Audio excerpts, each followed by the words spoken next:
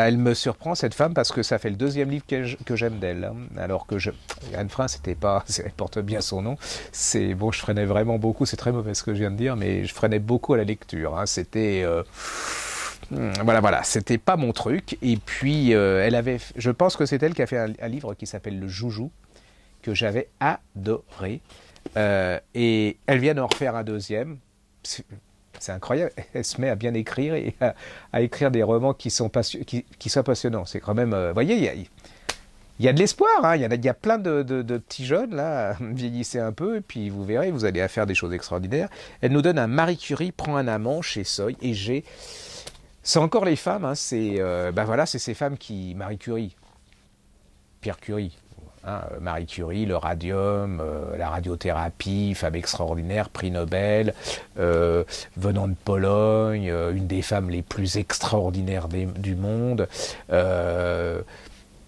L'amour de sa vie, hein, Pierre Curie, c'est vraiment, voilà, c'est shakespearien. Je veux dire, le problème, c'est que c'est comme Shakespeare, il traverse la rue un jour et il se fait renverser, il meurt et elle reste complètement dévastée par la mort de cet homme.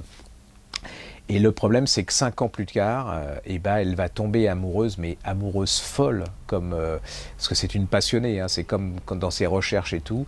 Elle va tomber amoureuse d'un des élèves de Pierre Curie, beaucoup plus jeune qu'elle déjà. Ça va rester secret. Hein. Il s'appelle Pierre Langevin Vallon, qui est un des plus grands physiciens français.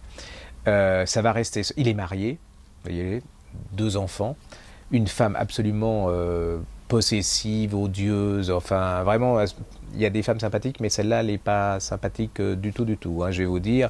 Mais ça reste voilà, personne ne sait. Puis un jour, ça explose dans les journaux.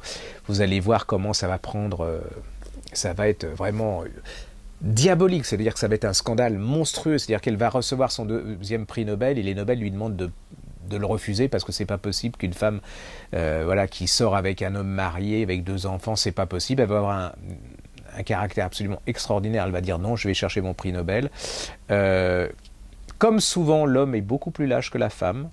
C'est-à-dire que lui, devant le scandale, il va revenir dans le giron familial. Leur histoire d'amour va s'arrêter là. Hein, et normalement, ça devrait s'arrêter là. 3 petits points. Mais l'histoire et le destin, ils sont souvent assez capricieux et c'est un peu de l'humour noir, du cynisme, je ne sais pas ce que vous avez. La fille de Marie Curie va tomber amoureuse d'un jeune homme 2 générations après.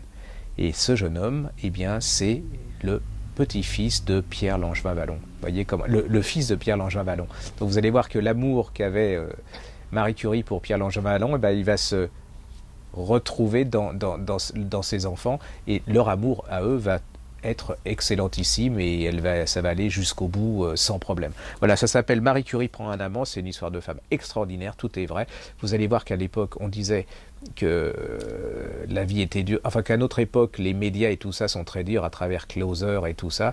Vous allez voir que là, les journaux, c'était encore pire, mais alors beaucoup. Et puis Marie Curie, c'est quand même autre chose que Julie Gaillet. Je vous le dis comme ça, au niveau... voilà. Allez-y, c'est une petite merveille.